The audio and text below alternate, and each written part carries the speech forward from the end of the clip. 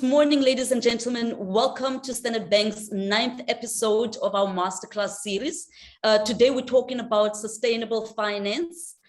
Please feel free to let us know where you're tuning in from. And if you want to network with any of our speakers, just put your details in the chat box. Let us know what you're looking forward to learning today. And please feel free to interact and put your questions in our chat box. Now, our purpose as the Standard Bank Top Women brand is to create a trusted network of over 10,000 women-owned and gender-empowered companies, linking top 1,000 corporates to 10,000 women-owned businesses. Now, the key things that you will learn from today is to discover the link between climate impacts and financial performance. How does finance work? Gain insights on current ESG strategies from organizations like Vodacom, understand the impact chains of climate change on individual assets, portfolios, and markets, learn how to adopt greener solutions for banking clients, just to mention a few. And now to the exciting part of our presentation, our speakers for the day. As you can see, we've got big players in the room this morning. We've got Belichimbata, who's the Chief Financial Officer of CSOS. Just a bit on Belichimbata. Belichimbata is a chartered accountant by profession, and she has been with CSOS for quite some time now. Sorry, just 1 second. And we'll go over to Bongi Kunene, who's the Managing Director of the Banking Association of South Africa.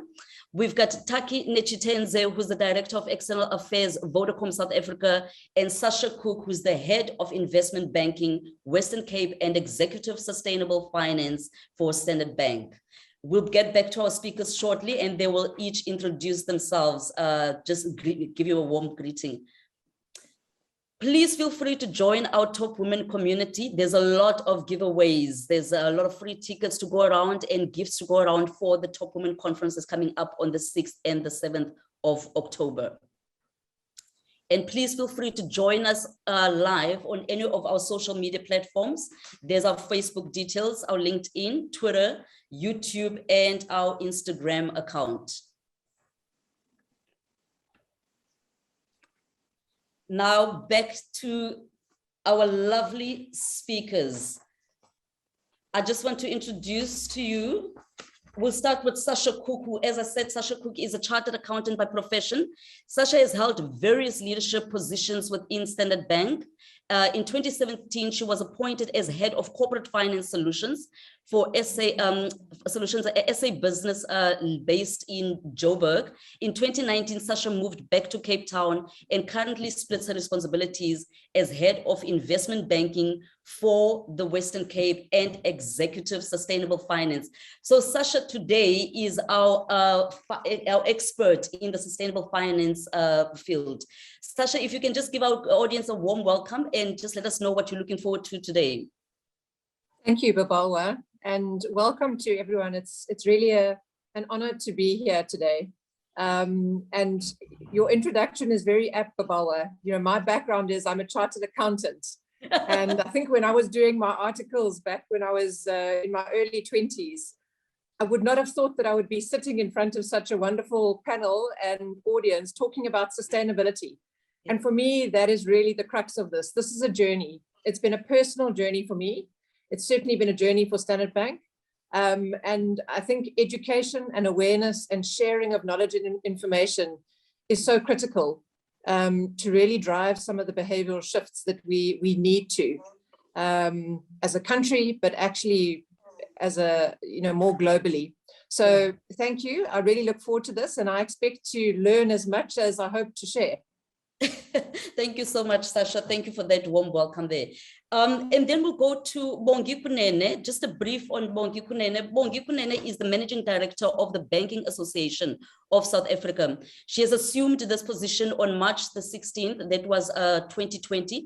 Prior to that, Bongi was the Pan-African head for public sector banking for Standard Bank Group. So she's also from the Standard Bank family. And Bongi has served in the South African government in different capacities, including 4 years in the presidency, first as Chief of Staff for the Deputy President and as the Deputy Director General responsible for economic policy coordination. Bongi, without further ado, can you please give us a warm welcome and just a brief there from your side? Anything you want to say to our audience? It feels like you've said it all. What I can add to that is that my history is all about development finance. So this sustainable finance is a very healthy segue from what I've always worked on. And the impact of finance on the environment has been something that has preoccupied me for a very long time. At one point, I was the board member, I think for 6, if not 8 years, of Sun Parks. So the sustainability of our ecosystem and how we just manage to preserve what we have and make sure that future generations will enjoy the South Africa that we love today has been core to my belief of what we need to do when it comes to intergenerational assets. So I'm very happy to be here. And I'm also looking forward to learning a lot from all the panelists and from the questions that will be posed. Love that, Bongi. Intergenerational assets. And I think the planet is an intergenerational asset as well, isn't it? Thank you so much for that, Bongi.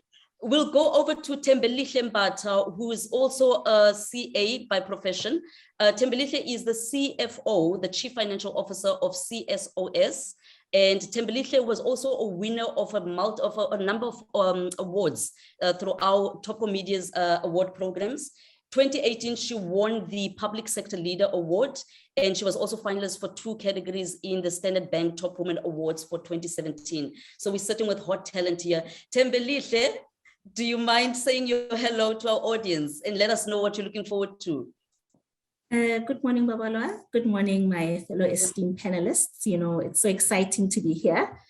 Yes, I think, you know, Sasha touched on it. You know, when you're a chartered accountant, you think you're just going to end up being counting and all of that. But ultimately, our careers take an evolving role. You know, you become a chief value officer. That's why I like to call us these days. You know, the CA stream is evolving. So we enabled and empowered in finance to move in the different streams of our passions, you know. And I'm still under 35, so I'm still youth and female. Just maybe 1 more year left for me to get out of that. So I think it's opportune. You know, I'm a humanitarian and a philanthropist at the same time, pro-women. So when we look at sustainable financing, you know, it impacts on 3 things. It's environmental, which is the key focus. I mean, your climate change and all of that. But I want us not to forget the social and the governance considerations of that, because it's key when making financial investment decisions. You know, and in South Africa, looking at the current climate, you know, we have a lot of social issues. So I'm passionate about that part, and hopefully we'll be integrating some of that discussion today and learning quite a lot. I'm looking forward to learning and interacting with our participants, and I'm excited. Thank you. Thank you so much, Belichimbata. We're definitely excited for your angle, which is an unusual angle, the transformation angle. Transformation is part of ESG. Now, the only time a woman mentions her age is when she's already established that she's the youngest in the group, by the way. We didn't need that detail, Belichimbata, but nevertheless. Last but not least, we've got the Taki Nechitenze from Vodacom, who's the chief officer, the external affair, the director of external affairs for Vodacom South Africa. Now, Taki is actually known as a giant in the external affairs space. Am I right, Taki? She's known as a giant in the external affairs space. And Taki is also a recipient of several awards of several awards. I think one that is very intriguing for me is the Intelligence Women of the Year Award in 2007. That sounds like a CIA award there, Taki. And in 2019, she was one of the judges for the Global Citizen Business Leader Award. Thank you so much, Taki. If you don't mind just also giving us a warm welcome there. Thank you, Babalwa. I am watching you. Yes, and I'm also not ageist, so I'm not worried about people disclosing their age. Yes, I'm a lawyer by profession, and we say the only thing that lawyers cannot do is to use the scalpel in the operating room. I am responsible for regulatory, public policy, public affairs, communications, sustainability, and CSI for Vodacom South Africa. And having been ambassador of South Africa abroad before I joined Vodacom, I am passionate about the sustainable development goals. And each day brings its own SDG challenges, and I learn as I go. And just on a lighter note, and I said this in another webinar yesterday, I was ambassador to two beautiful countries, Hungary and Croatia in Central Europe. These countries have got a rich culture and a rich history. And if I had money in euros, I would buy a holiday home in one of the Croatian islands. Var, it's called the mini Ibiza. I would love to stay there, but it's just a dream. And because we're talking climate change here, Babalwa, one of my hobbies is to visit UNESCO heritage sites when I visit countries or places. And I'm concerned when I hear that some of the World Heritage sites are under threat or could be in danger due to pollution and other factors, and may even lose their UNESCO heritage status. Croatia has two such sites which are under threat due to a high number of tourists. Can you believe that as tourists, we are threatening these heritage sites because we flock there in huge numbers? And South Africa's cradle of humankind, I read also, is under threat from pollution that is flowing from the underground water from the gold mines, and also because of the nearby developments. So my message is that we need to save our UNESCO heritage sites as part of saving the planet. Do I have answers on how we should do this? I don't have any answers. I just have ambitions. Thank you. Thank you so much, Taki. I told you guys, a giant in the external affairs space. Thank you so much for that, Taki.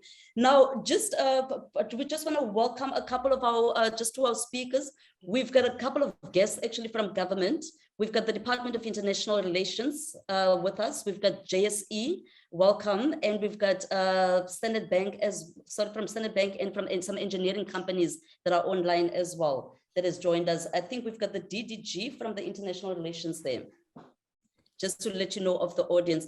We're gonna dig deep into the conversation right now. Please, again, our audience, feel free to interact. This conversation is for us to get as much as we possibly can from our expert panel.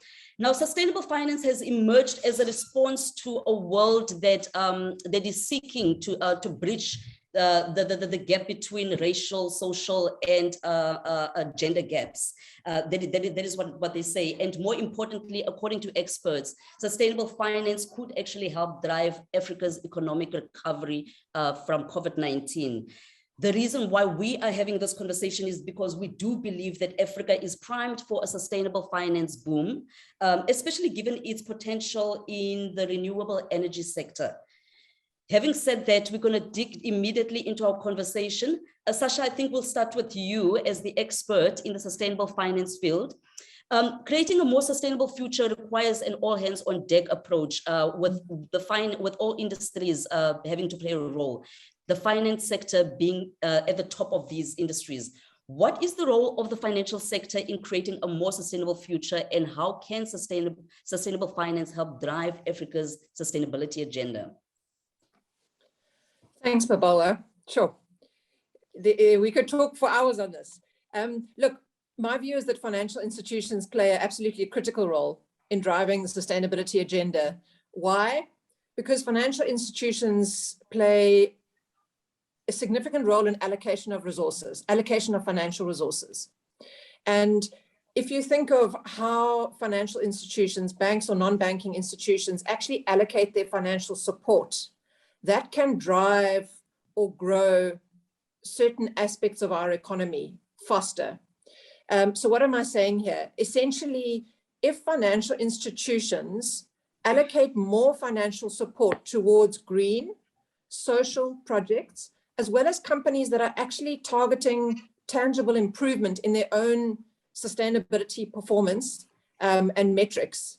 This is often aligned with public policy, regulatory and market mechanisms, but essentially you can see that by shifting financial support and resources one way or another, you can actually drive accelerated growth in some of these areas. And I think that for me is critical and will really start to accelerate the achievement of some of the United Nations Sustainable Development Goals that have already been mentioned. So that's the one, let's call it, I often think of this as the carrot and the stick, but that's sort of the positive side. On the other hand, and in parallel, I also expect that we will start to see financial institutions increasingly disclosing their portfolio or investment exposure to some of the higher risk or higher emitting sectors, and starting to set quite tangible targets that will actually look to reduce exposures in certain of these sectors or subsectors. So I think on the one hand, the positive allocation of financial support and resource can drive growth. In certain sectors, renewable energy is absolutely a critical one, very relevant for South Africa and our economy. But then on the other hand, we start to see some capital resource or allocation being pulled back from certain higher risk sectors. So I hope that helps. Definitely, especially the positive direction of the financing side, definitely.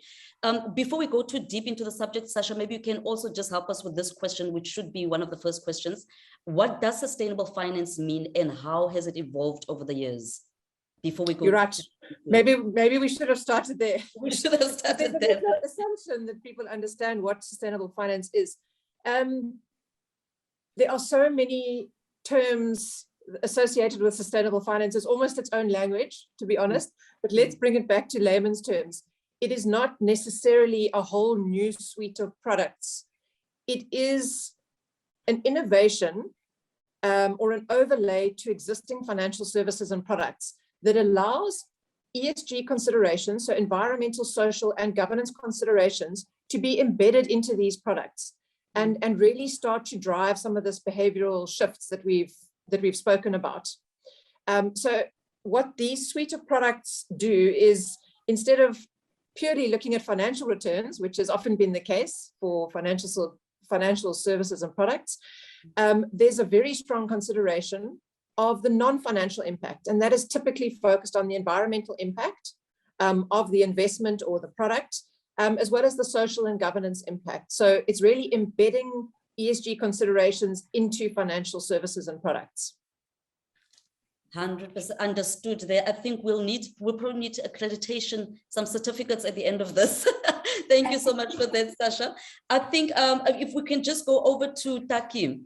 Taki, from your side with Vodacom, what can be done to encourage big businesses to get involved in sustainability and solving the climate change crisis? Thank you, Babalwa. So last year, National Treasury issued a paper on financing a sustainable economy. And the research and the recommendations set out a process to establish minimum practice and standards with regards to climate change and emerging environmental and social risks. Although the focus of this paper was mainly on the financial services sector, we believe in Vodacom that everybody has to come to the party to address climate change challenges, especially because our country is a signatory to both the Sustainable Development Goals and the Paris Agreement.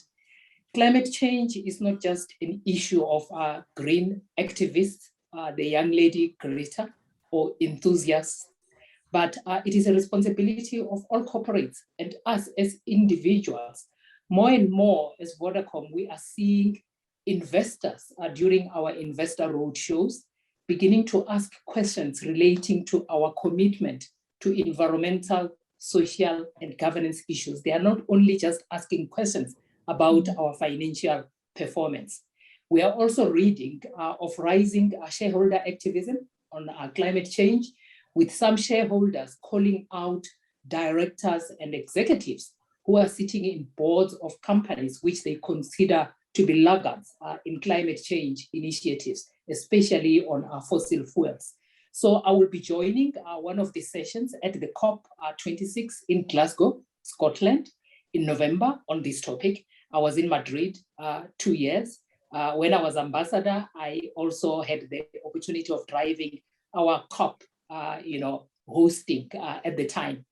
Until 3 years ago, and this is very interesting, the ICT sector was seen as less of a threat to climate change because our greenhouse gas emissions were seen to be low.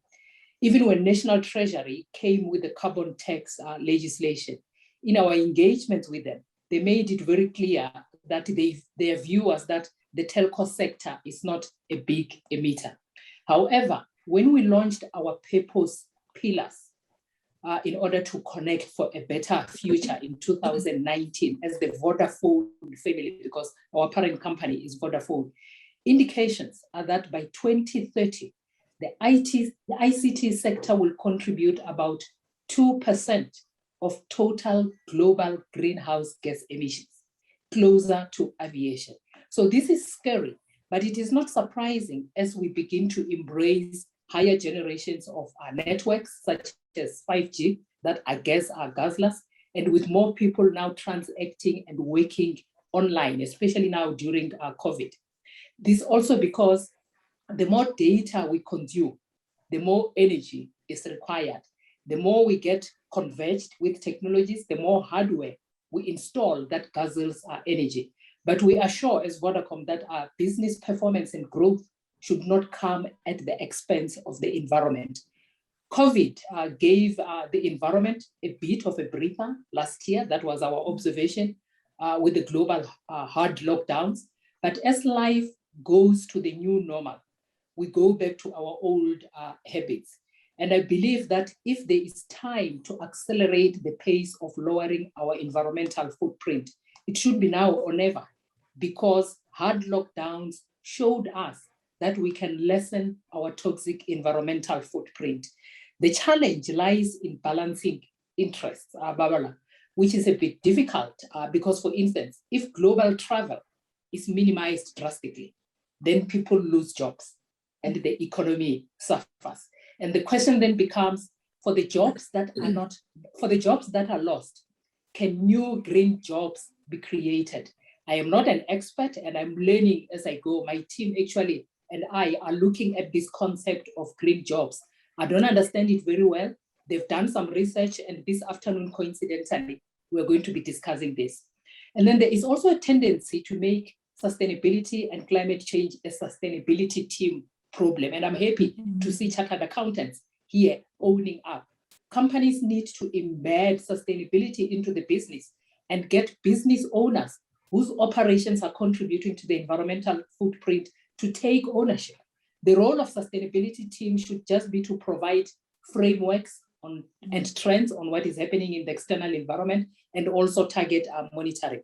I think government and regulators should also look at incentivizing businesses that show commitment to dealing with climate change or climate issues. It can be through tax incentives for adopting renewables, and for us that set base stations. Our government can shorten the application for way lifts if we demonstrate in the application plans that we will be environmentally friendly on waste and energy management. And lastly, businesses must also avoid greenwashing in the quest to meet targets. Of course, there's a big debate right now between activists and businesses on what amounts to greenwashing. If we decide to plant trees or to pay a partner not to cut trees, whilst we are not reducing our carbon emissions in our own operations, is this acceptable? If the renewable energy market is still underdeveloped and we decide to buy renewable energy certificates abroad, is this acceptable? So these ethical discussions are key for business to be a good and environmentally responsible corporate citizen. Like I said, I don't have answers, but my view is that overall and generally, there should just be that consciousness to preserve the planet. And it's a tough call. Thanks, Babala. I like how you say you don't have answers, Taki, but all I hear are answers. And Sasha was in full agreement with you there, so I'm definitely sure those were answers. Taki, speaking about greenwash, I'm actually glad that you touched on greenwashing. How do you manage ESG performance at Vodacom? Yes, that is a very interesting question, because we have just started talking about ESG in Vodacom. A lot of what we do in our sustainability report in terms of statistics and numbers, so I am not going to go there. So firstly, when we launched our purpose journey to connect for a better future, which was in 2019, it had 3 pillars: to create digital societies by embracing emerging digital technologies, which is 4 IR technologies, if I were to put it that way. And then the second pillar is inclusion for all, so that when our business grows, we should not leave anybody behind. And then the third pillar is planet, because as our operations are growing, we need to manage the planet impact. But then we introduced deliberately ESG language in the company in 2020, when we applied for an ESG loan with your bank, Standard Bank, South Africa. And the 2 billion rands loan was granted, and not only served as a testimony of our ESG commitments, and also as part of our purpose journey, but it also sets the tone for the company to monitor ESG performance.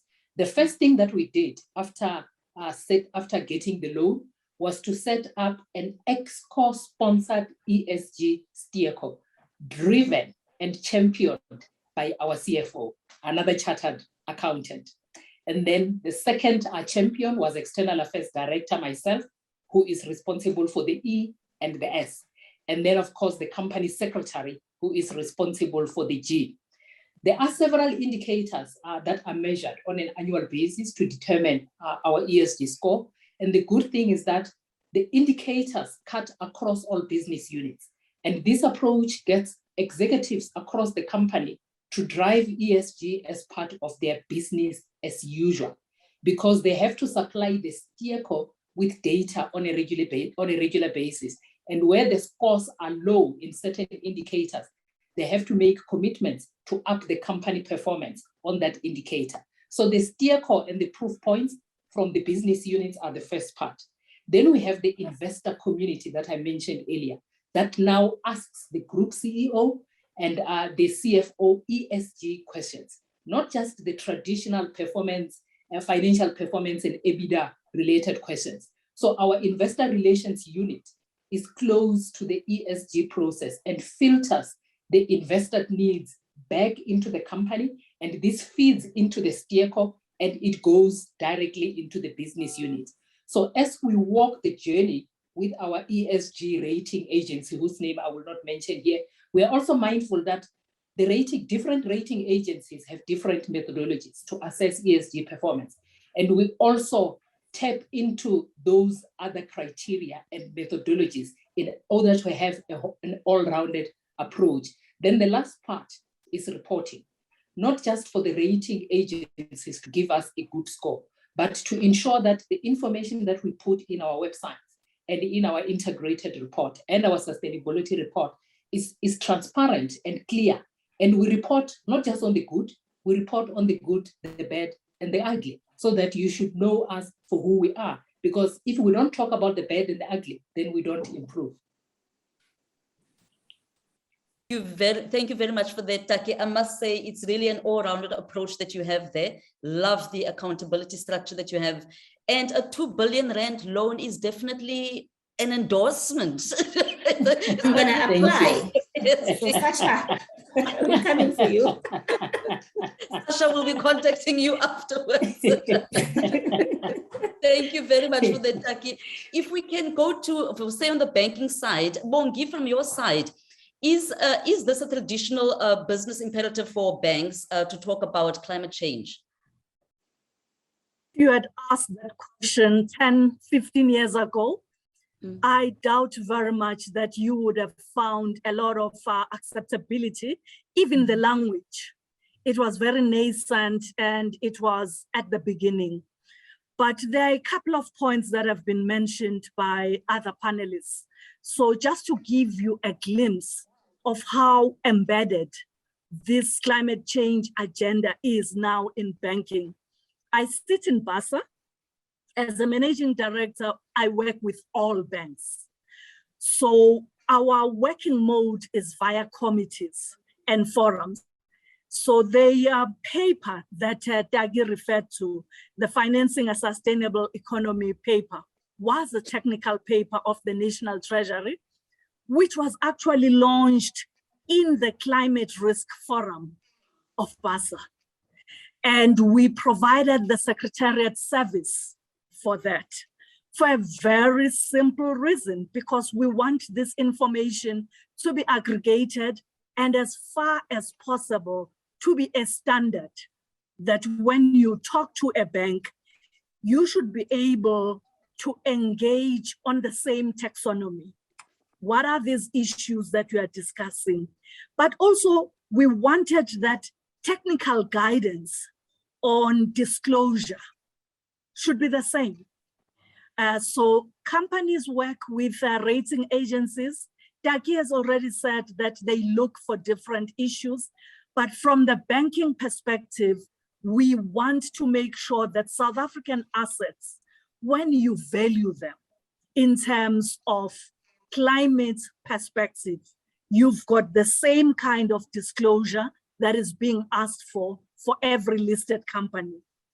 But there's also the aspect which is asset stress testing in the books that are held by different companies, in our case, by all banks. And if you don't have a benchmarking exercise and scenarios, what you are looking at, because different banks hold different licenses. So if you're speaking to a mutual bank, what are the issues that you would stress test in their assets compared to the big commercial banks, commercial and investment banking members of BASA? So we were very mindful of that when we engaged.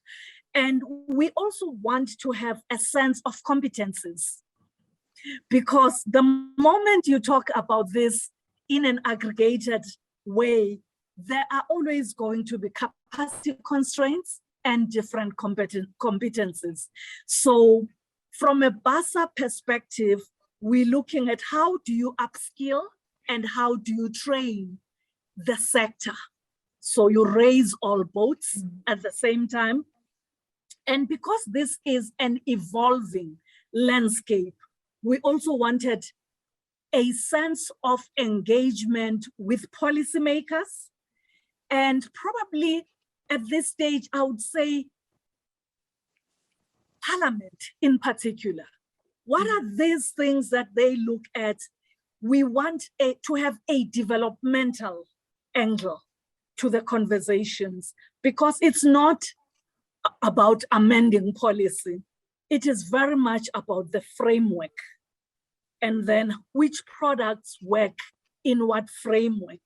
And for government to understand when they create incentives, which ones have a probability of working, because we, as Dagi was saying, we expose everything and the limitations. So that's just where we are. So this is very much a banking topic. It may not look like it, but it is very much a banking topic. It definitely does not sound like it from at first instance, but definitely we've covered it there. Thank you so much for that, Bongi. Tembi, if we can just jump to you on the inclusion side, what is the role of transformation in the social elements of the ESG model in sustainable finance? Okay, thank you for that. I was even feeling like maybe I'll go to the left and we're going south, but everything is intertwined. I like what Bongi said, you know, when she talks about what are the developmental angles that we're looking at in public sector and being in the public sector space, you know, the role of the ESG, the social element of it, it really fits in with transformation. So as you know, in South Africa, we have major factors contributing to sustainability in terms of projects, you know, financing vehicles, or even maintaining our fiscus. We know we are in the red, but the omission then of historically disadvantaged groups is what is leading us there. Because you have big business, but you have these groups that are not participating economically, financially in the sustainability initiatives that we come up with. And these include, your women, your youth, people living with disabilities, and your new social dynamic that we're facing is unemployed graduates. So we have all this knowledge, but how do we put it then together in these vehicles that we talk about? So I took from an article that was published by the UN on economic and social affairs and how they impact this dynamic that we're talking to about sustainable financing. So with transformation, you deal with the global challenge of youth unemployment, and also it was recalled by the plan of implementation in the World Summit that was adopted in Johannesburg, I think in 2002.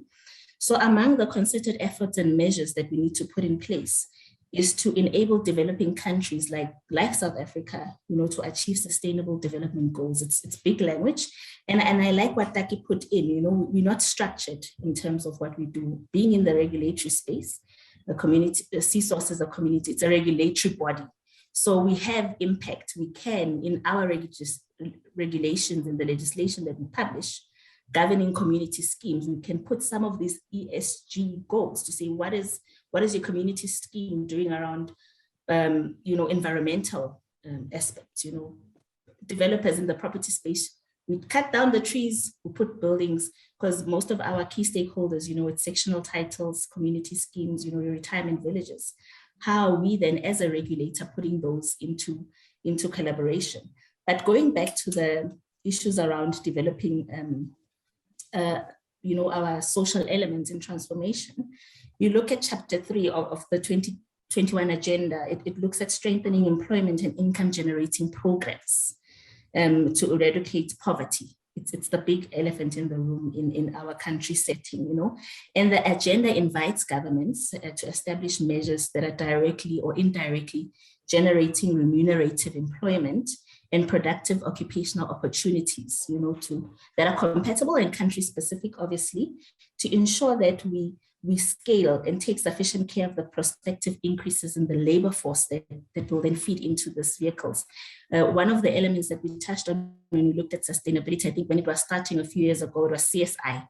Everyone jumped into the bandwagon of CSI. Every company had the bottom line of CSI. We are doing CSI. This is our contribution. And it was almost left to a particular office in the back end. And as a CFO, I need to make provision for CSI. How much do you want to say? 100,000?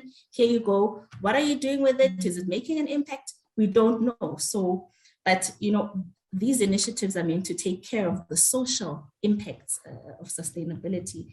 And furthermore, we need, to look at these vulnerable groups and how we include them, specifically women, the urban poor and rural labor, your low-income urban residents, how we incorporate them into these vehicles that we have as the banks, as Vodacom. How are we including them so that whatever products and features we come with are sustainable in the long run? Yeah, I think let me chop it at that. Thank you very much for that, Thembi. In fact, I like what you actually touched on. You actually went back to Sasha's comment on redirecting, the positive redirection of the finance side, which I love. Sasha, if we can just get back to you as well, how is sustainability measured and what counts as sustainable finance? So there's no simple answer to how is sustainability measured. I wish there was. And listening to Taki, I think it's very clear when you understand from a corporate's point of view, it's a big question. How do you measure sustainability, right? And there's a number of possible avenues. And for me, they all need to sort of come together into an integrated strategy and really be embedded within the business, as has been mentioned. But there are ESG ratings agencies who do rate the performance of a business, largely listed companies. So this is largely relevant for listed companies. These external rating agencies, some examples are MSCI, Sustainalytics, ISS, Ecom. There are an increasing number of agencies that actually rate the ESG performance of a company. So that is one angle or way that you can look at how a company is performing. But I think if you think about sustainability, it means something different for different sectors, for different geographies, and for different companies, actually. And I think that that's really important because that context is important in determining materiality. And I think a lot of companies are undergoing a materiality assessment of sorts. to really narrow down the key focus areas, because as Taki said, for an ICT company, your carbon footprint is going to be quite different to a coal mine, which is again going to be very different to a clothing retailer. So I really think that there's an element of needing to understand and contextualize the sector, the geography, and the company. But essentially what has been mentioned is that many companies are starting to report on a consistent basis in a separate sustainability report or within their integrated report on a number of metrics. Some examples of these, which have been mentioned, cover carbon footprint, waste, percentage of waste being recycled or diverted from landfill, how water is being used, diversity and inclusion statistics, CSI spend. These are all different indicators or metrics that can assess the performance of a company. But the benchmarking is quite important, and that has a couple of aspects. You can benchmark against historical performance, so you can start to see how a company's sustainability journey is actually evolving. If they're consistently disclosing and reporting on the same metrics, you can start to see improvement trends, hopefully. There are also some external benchmarking sources. So I've mentioned the rating agencies. In certain instances, there's some standardized disclosure and ratings like CDP, which is carbon disclosure. So there are various ways that you can look to benchmark performance.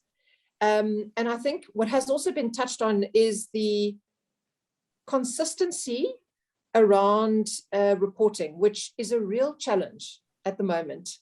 You can pick 3 companies in a sector, and the disclosure and reporting around sustainability metrics can be completely different. So it's very hard to start to benchmark or to start to really assess or measure performance. So those are some of the challenges. I do expect over time more transparency and more consistency in disclosures. So yeah, I think that's essentially, if I have to look at how sustainability is measured, there are a number of challenges. But the other aspect is just to acknowledge that everybody is at a different stage of the journey.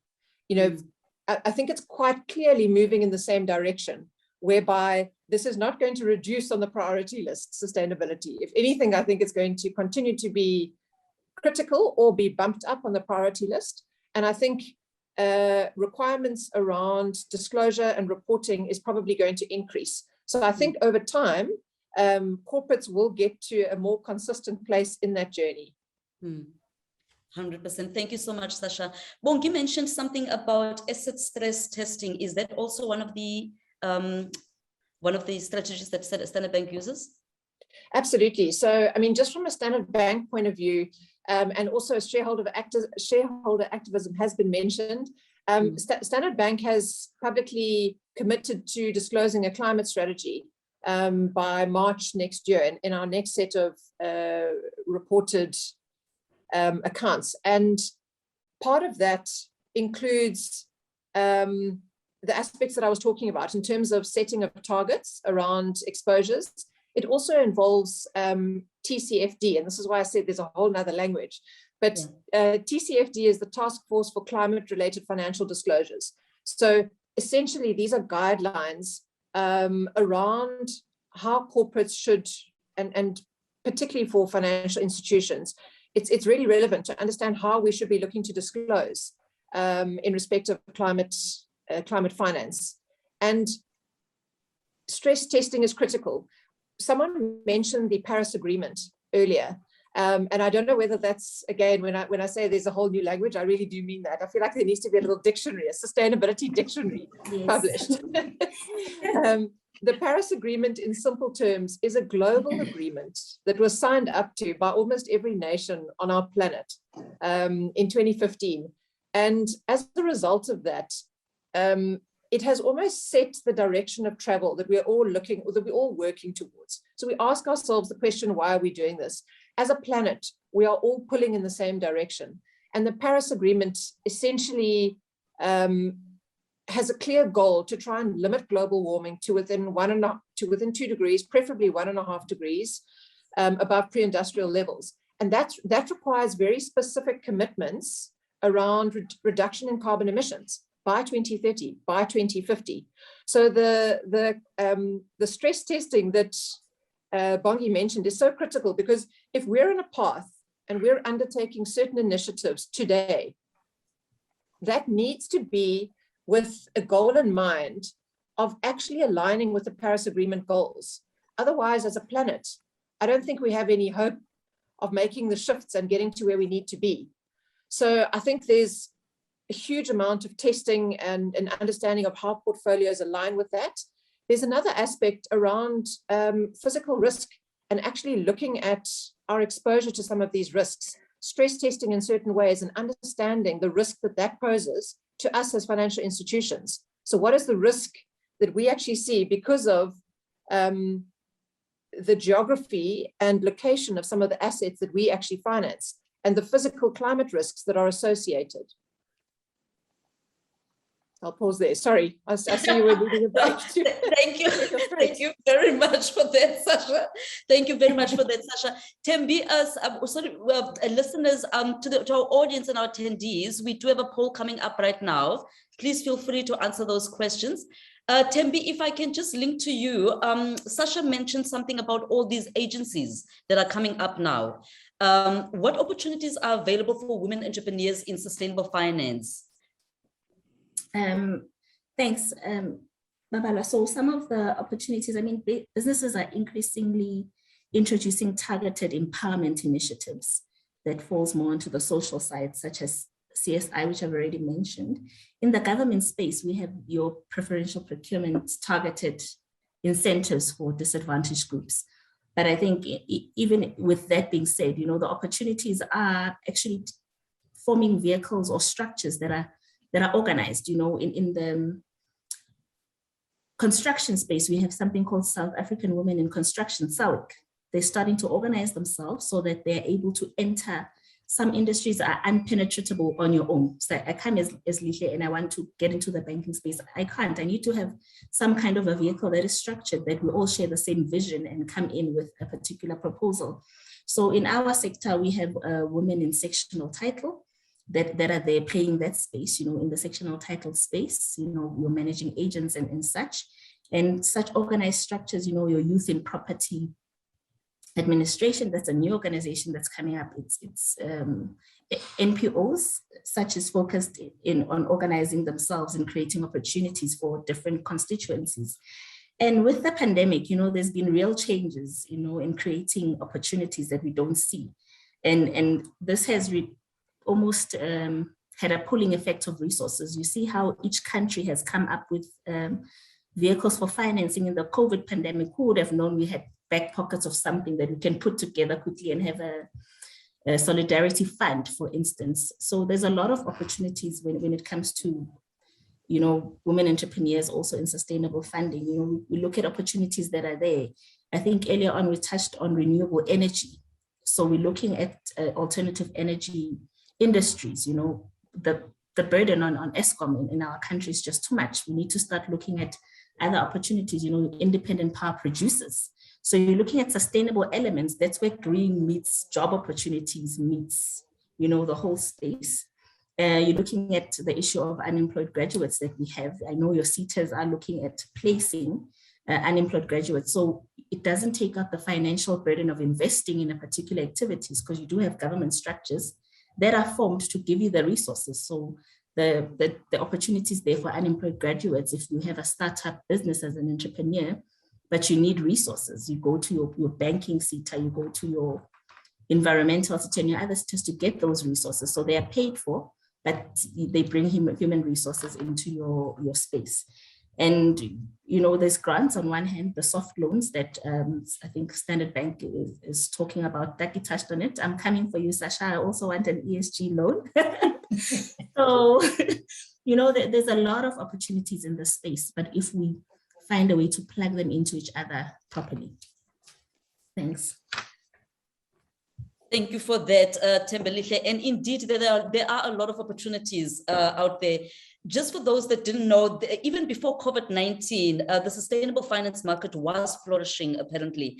According to the executive head of Sustainable Finance of Standard Bank, Nigel Beck, he says that in 2019, sustainable debt issuances reached a record high of 415 billion globally.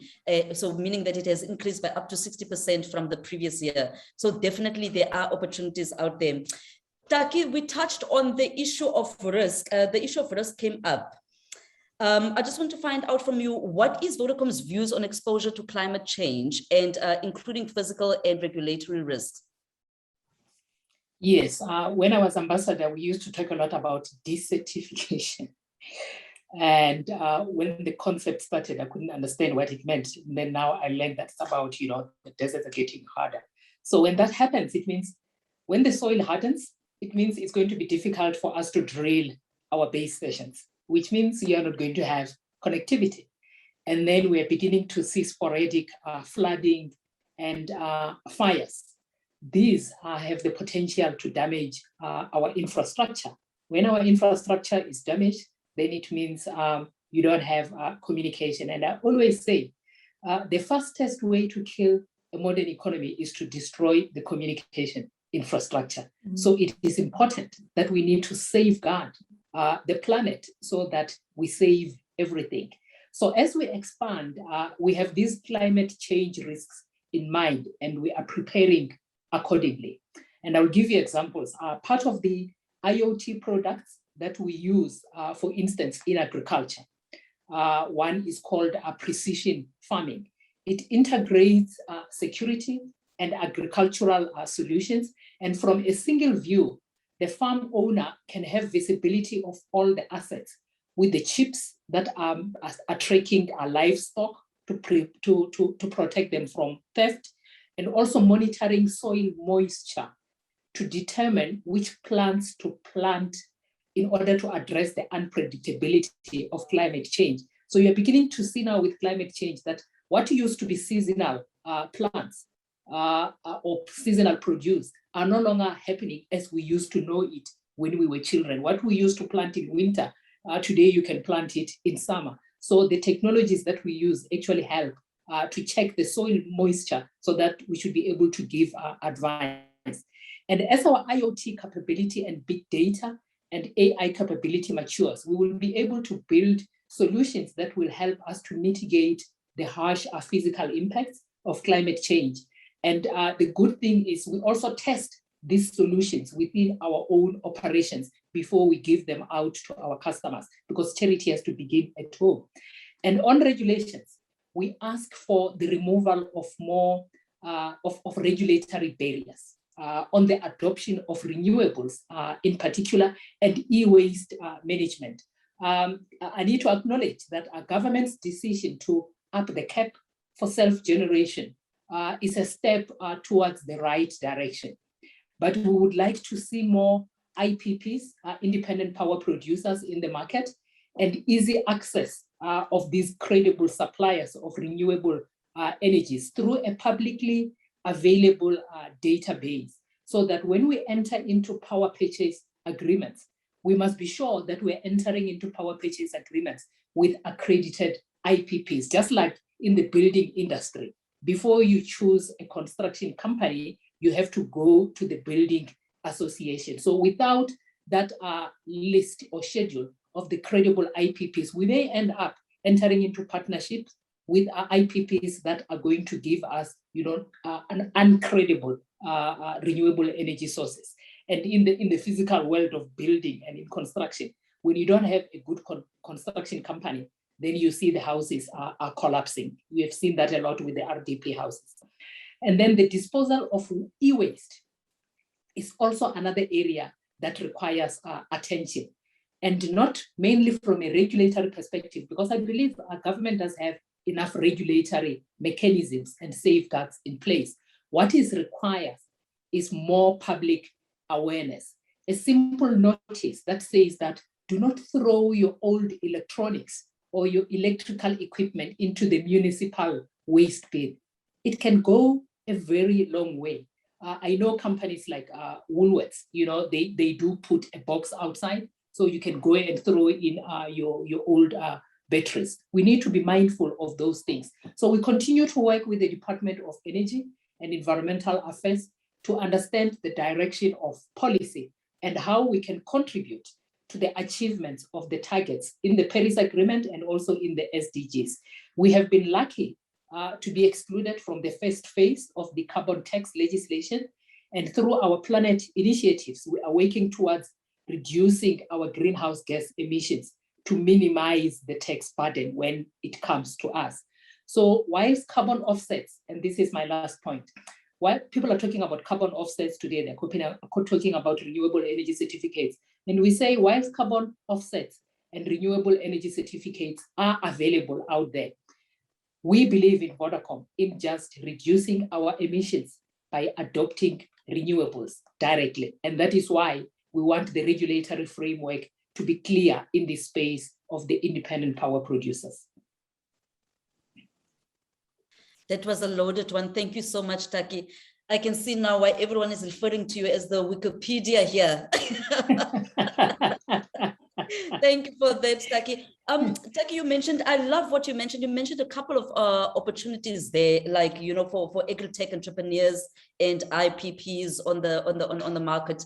Just for entrepreneurs to look out for that, please, guys, I just want to remind you that we have Standard Bank here, ready to positively redirect that financing for those opportunities. Sasha, you've got your plate full today.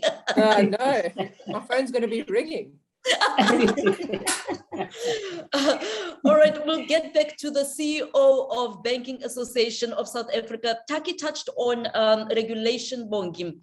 What I would love to know from you is, what are the rules and regulations that have helped or hindered sustainable finance? Thanks, Babalwa. So there are two issues which I thought I should just raise maybe before I answer your question. Earlier, Sasha talked about the physical aspect of climate change. So on the physical side, I think almost all of us know that South Africa is a water scarce country.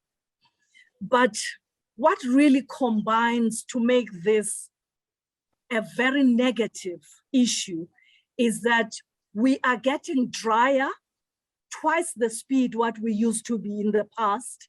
And of course, the way in which we use water, whether we use it in our production processes or we use it in the cleaning of, in the industrial processes that we engage in as a country, has got a lot of damaging effects. So what we see as a real strain, not just, you know, it's a physical issue, but it puts a strain on South Africa's healthcare system. You may not see a straight line between climate change and healthcare, but that it is there. And we're beginning to see it now that people are getting sicker. Our healthcare is not able to cope with the health effects of climate change. And I'm not aware who is capturing that, because it's there and affecting our economy. Also, in terms of food and food security, with the way in which we use water resources as a country, we stand to lose a lot on the food front, but it's also an opportunity for those agri companies that would be able to use hydrophone systems and would be able to use water very sparingly, and yet their production would increase. So that is an opportunity that I wanted to put on the table. Then the other is South Africa is sitting with this, we've had this problem for a long time, poverty and unemployment. So when you put climate change effects on top of these giant problems that we face as a country, you find that climate change has got the potential to exacerbate job losses. So we are currently talking on a just transition. Someone in the panel explained about the Presidential Climate Commission. But the issues that I want to put in this forum, it's that the notion of a just transition needs to pervade our thinking, because we need to know, where are the new jobs going to come from? Is it greening the economy that is going to give us those new jobs? Or should we start looking at the old sectors, agriculture, and mining, energy? What is it in these old sectors that can be transformed? Because these sectors exist, the jobs in these sectors are already there, but someone must put effort into thinking transformation.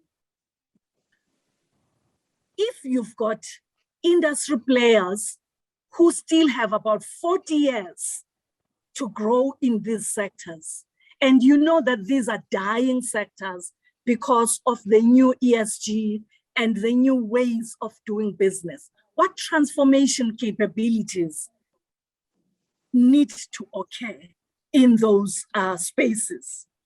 So to answer your question on the enablers and the inhibitors, it's all in the policy space.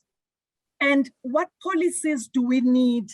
Let's talk about the blue bond. South Africa, we've got a very long coastline, east and west. We don't have any blue bond as we speak on how to use our sea resources productively.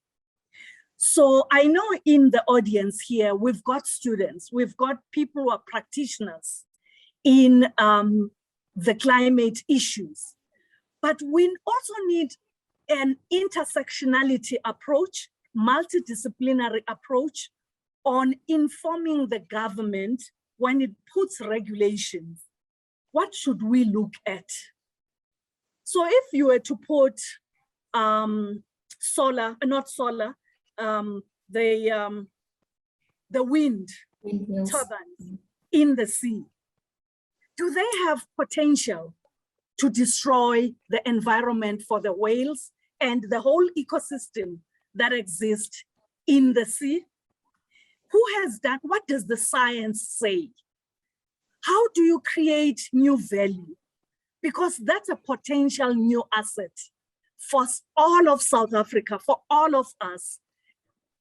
What is the mindset that's going to enable us to create these assets sustainably?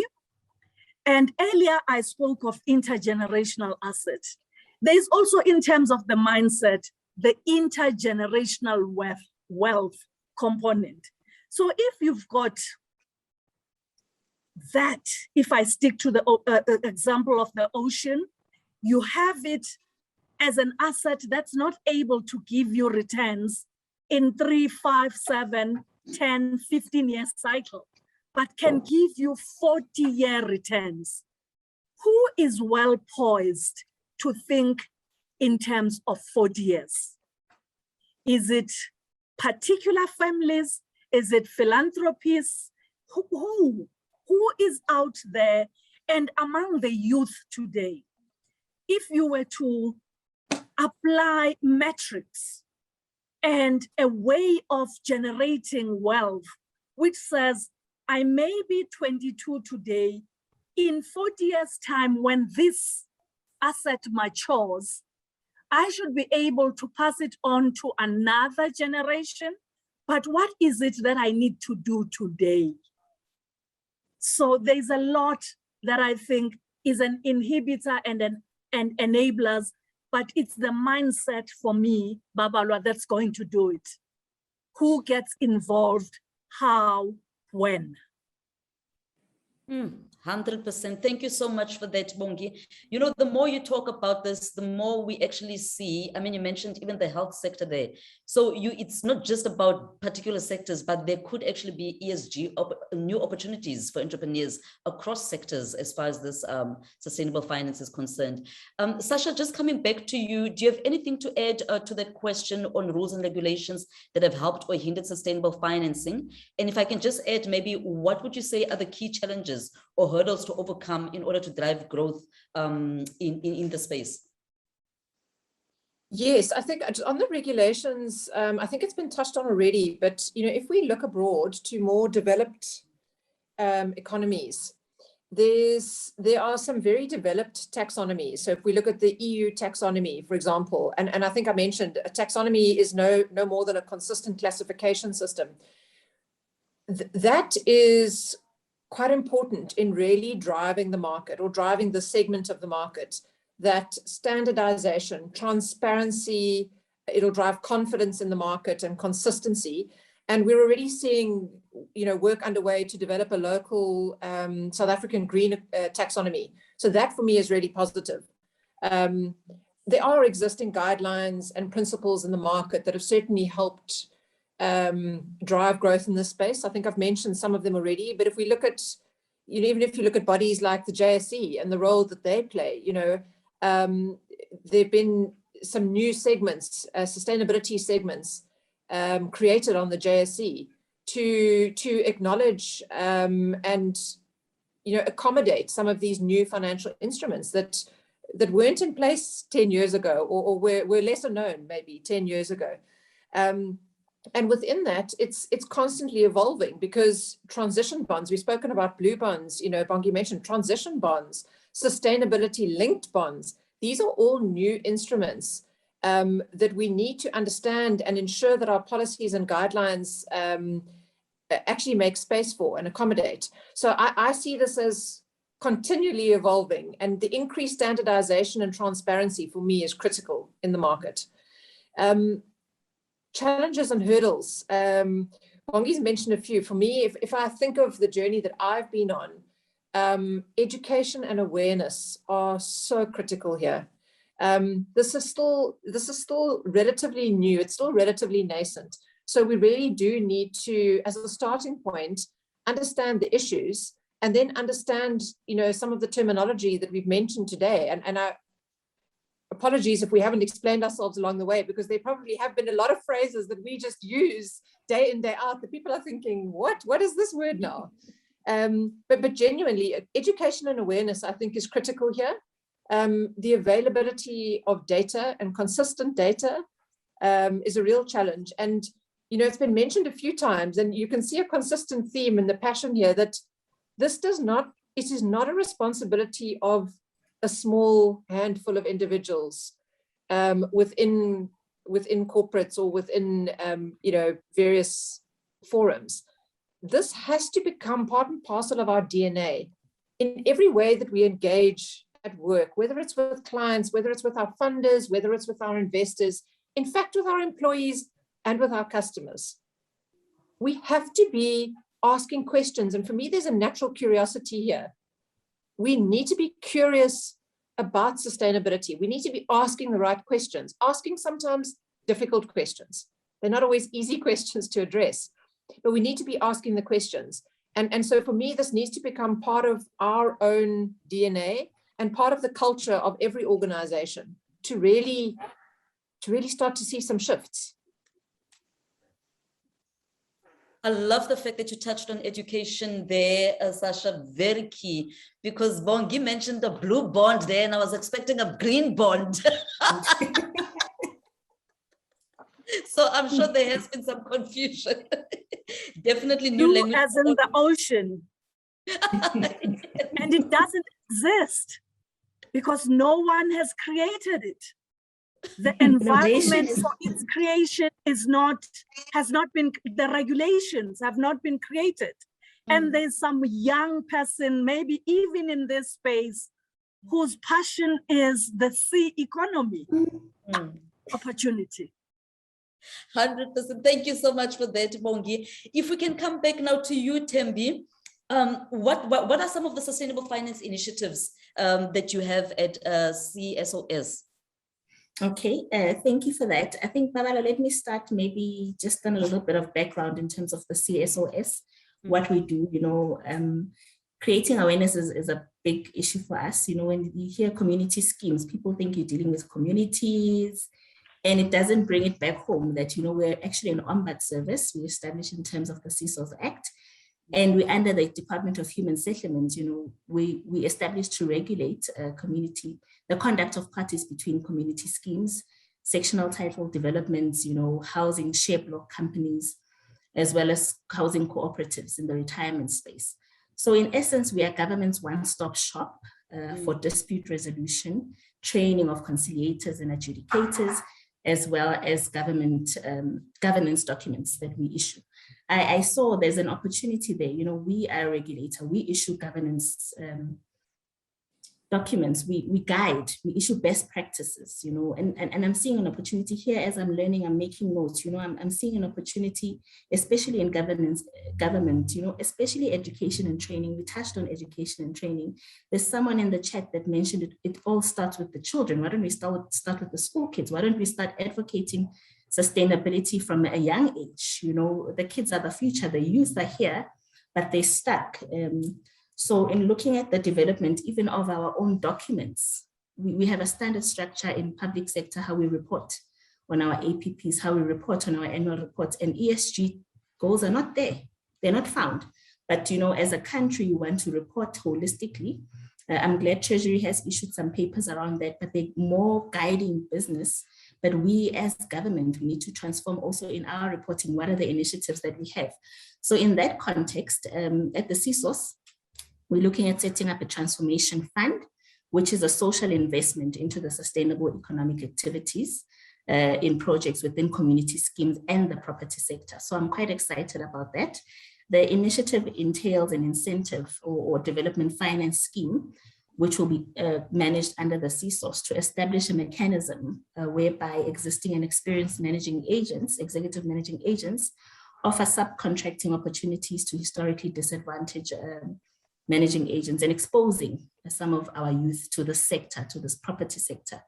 So the fund will be used as a bridging finance kind of a setup to enable these agents to fulfill the requirements, such as the Fidelity Fund Insurance Group cover, which you require to have as a state agent, as a sectional title establishment. So we want to tap in there. We have resources that we've been saving or retaining over the years as the community ombud. So we want to do targeted investment in that area. So we're looking at redeploying our capital amounts to sustainable activities in our space specifically. So practically, they will include items such as internships, offered to HDIs. So they'll come under the wing of the experienced, managing agents, and then subcontracting opportunities for scheme work. I'm sure all of us stay in a gated community, in a security complex, and, security becomes key for us. Looking at the need for security, they'll come in there with levy collections. Levy collection is one of our key, how we sustain ourselves as the CSOS. So we'll train them around that so that they establish these governance structures within the schemes. So both of these, mainly translate into a sustainable workforce within the communities, which will then in turn contribute to the fiscus in the form of taxes as well. But we're also looking at, we've recently appointed a panel of executive managing agents. This is another dynamic in our space. No one has the time, owners don't have the time to sit in the board of your complex or whatever. So we're seeing a crisis there in terms of implementing some of the regulations and the changes we want to bring into the space. So we have these executive managing agents who come in and take the place of trustees to ensure that the scheme rules, are taken care of, and we will provide the training and education around it. So we as the CSOs provide the training and education, the awareness of such things. So we're bringing it up, and as I'm making notes, I want to bring in the green element to it. There's no better place than if you have a platform to educate and train, to also bring in these sustainability initiatives that we're talking about here. Thanks. Definitely. Thank you so much for that, Tembi. We just have 2 more questions before we wrap up the conversation. We don't want to keep our executives for longer than what we scheduled them for. Sasha, just last question from your side or to you. How is Standard Bank looking to integrate sustainability in its strategy? Thanks, Babawa. So we have certainly, as a bank, embraced a shared value model and publicly stated that we are committed to driving sustainable, inclusive economic growth and human development across the continent. And to this end, we've adopted C, and again, there's another acronym, Social, Environmental and Economic Impact, we call it C, as one of our key value drivers for the group. As part of this, we've then gone through a process around looking at 7 identified key areas that will really focus our initiatives and help drive the achievement of the relevant United Nations SDGs. These include financial inclusion, affordable housing. There's a whole host of identified impact areas. And in 2020, so just last year, we published our sustainable bond framework, which effectively sets out eligibility criteria for bonds that we wish to issue that might have a green aspect or an environmental aspect, as well as social on the social side. And we issued our first, our debut green bond last year, which was a $200 million green bond. And that really supported renewable energy projects. More recently, actually earlier this month, which is very apt given that it is Women's Month, we issued our first social bond. This was the first local sustainability issuance. So it was a rand issuance under this framework. And it ties in very neatly actually to the themes that have been discussed today. So the proceeds from the bond were used to support affordable housing home loans. So home loans in the affordable housing target market with a specific focus on women borrowers, which is quite a nice story for August being Women's Month. And I think that for me really talks to, as a bank, how we're looking to embed and integrate sustainability in our own financing strategy.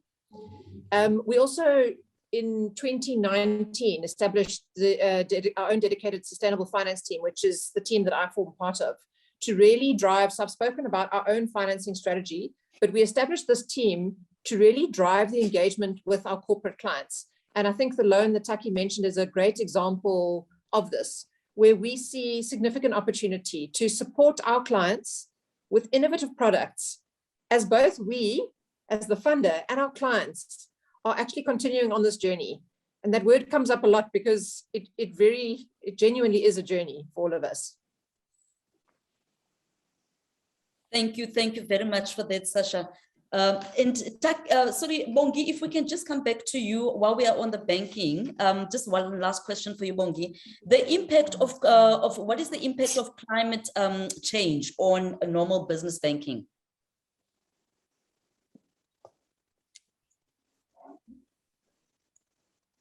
Bongi? I lost my mute button for a moment. I found it. Sorry about that. The impact of climate change on normal business banking. So I think let's first let's use the economic lens. There's been this notion by some that anytime you talk about ESG or anything climate related, that you are losing business. And I think I want to put it aside once and for all today, that this is really a misconception, because sustainability is profitable. So in the past, it could have been confined in the realm of CSI, philanthropy, and seen as a niche. But I think the impact right now, it really has an economic impact, social impact, and that can be more profitable than traditional business.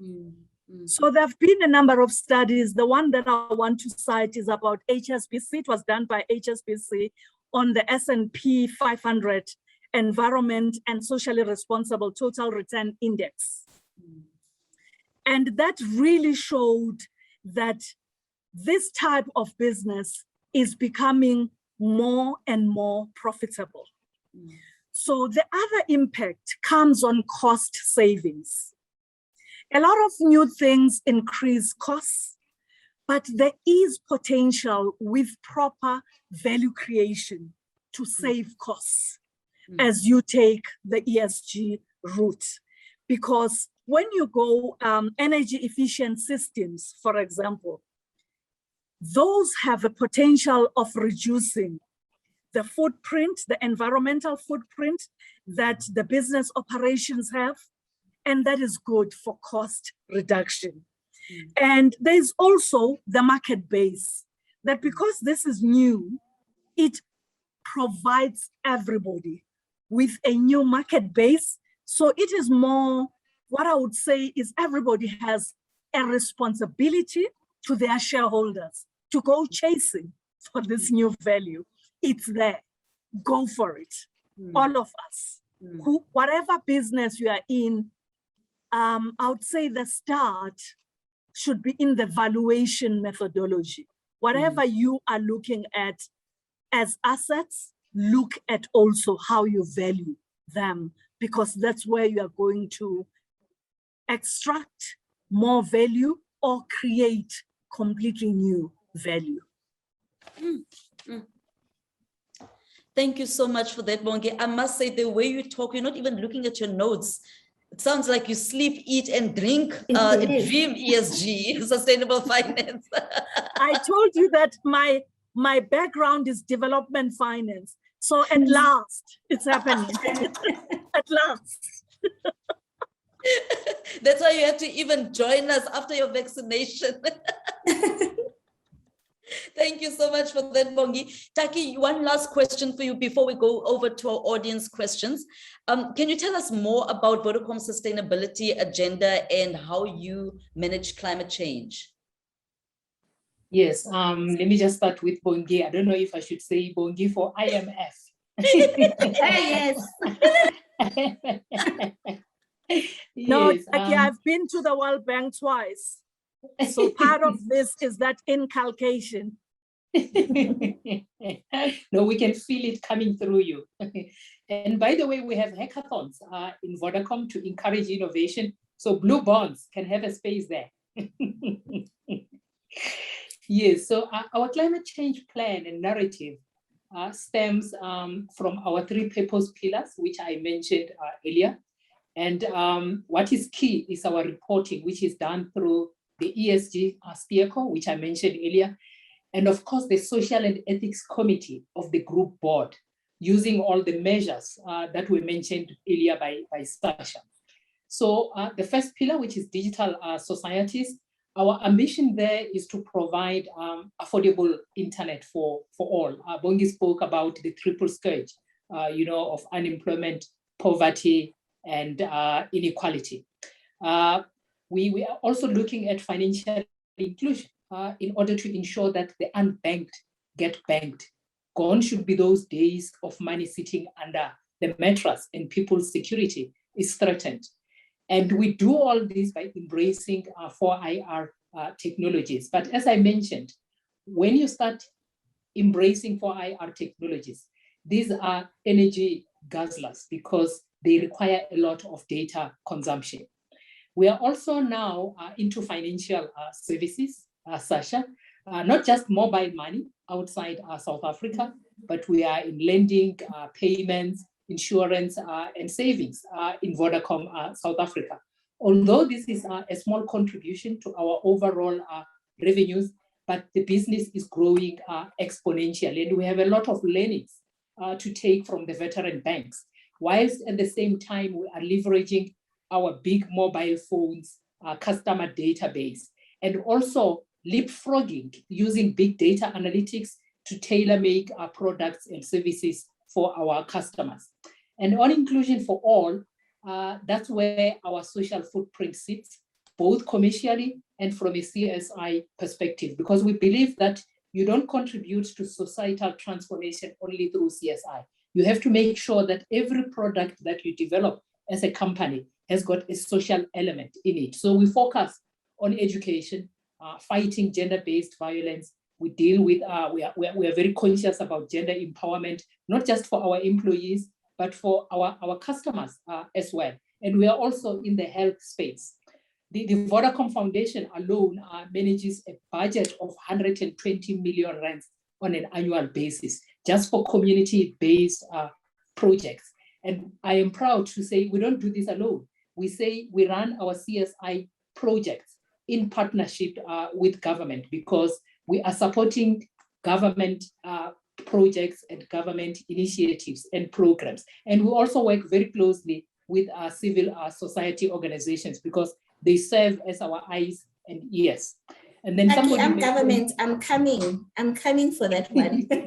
Yes, no, you're welcome, And then there was also an issue about what are we doing, for the young ones at school, so that you inculcate a culture of sustainability and environmental consciousness at a young age.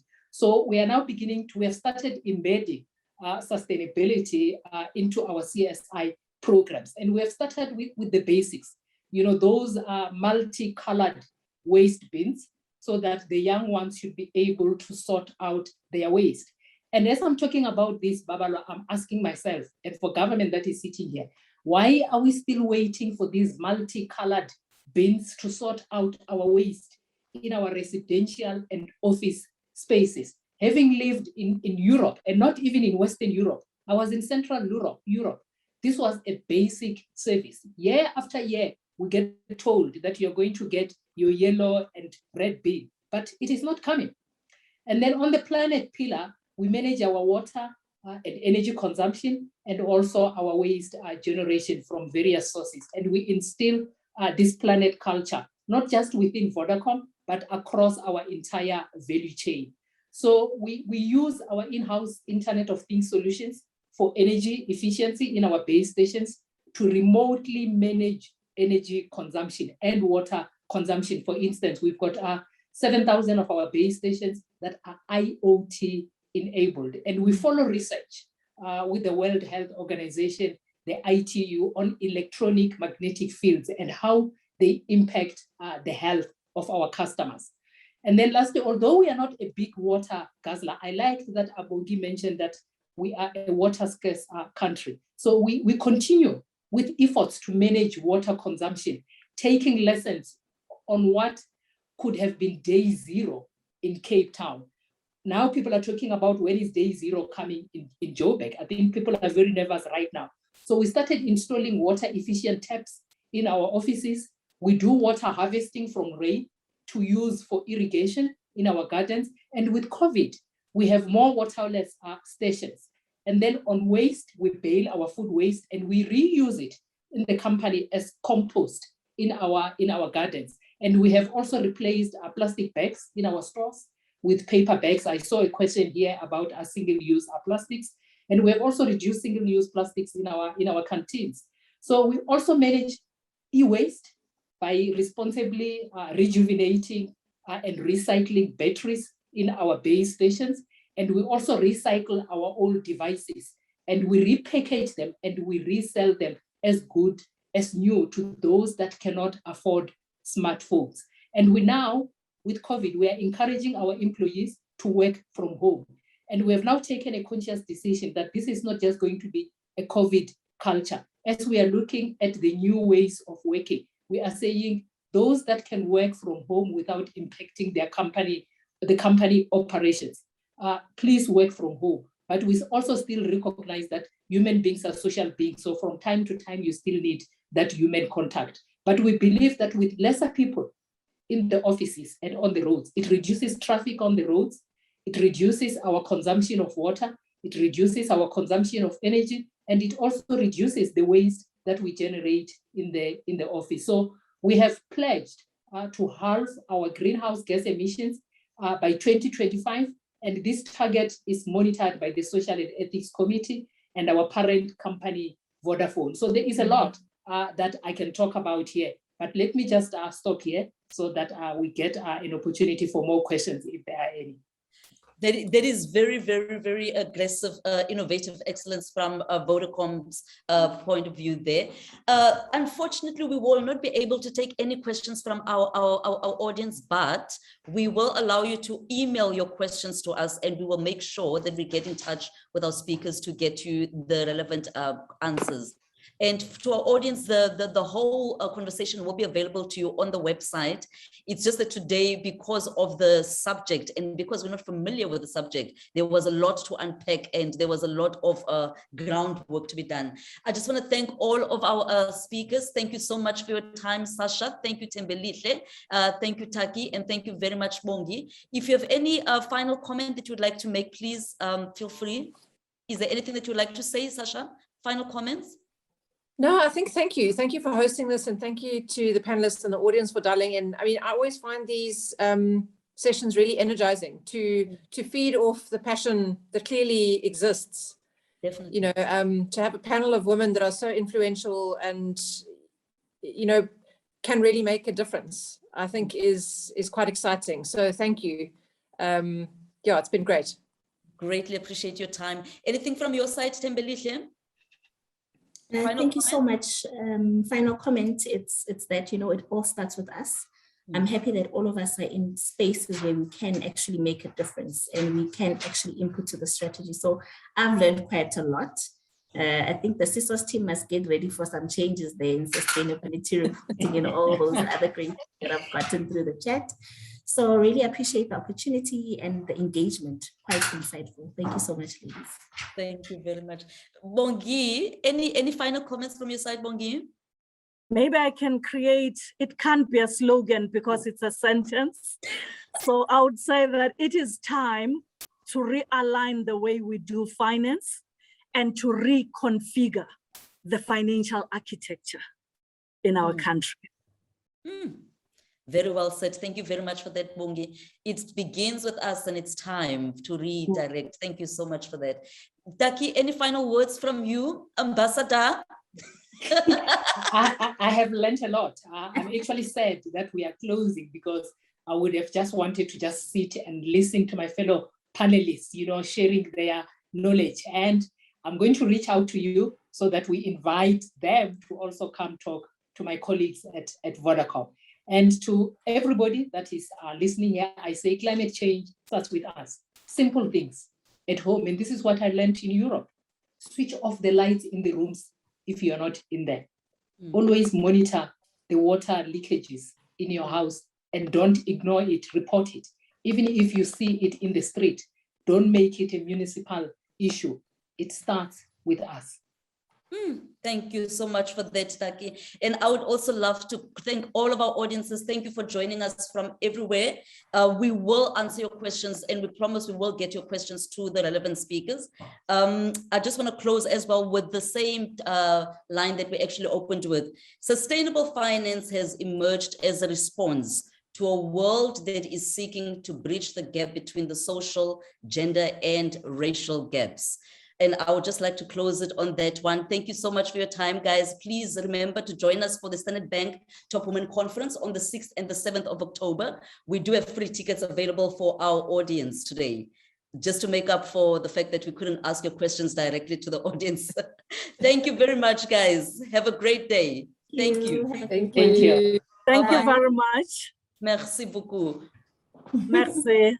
Merci.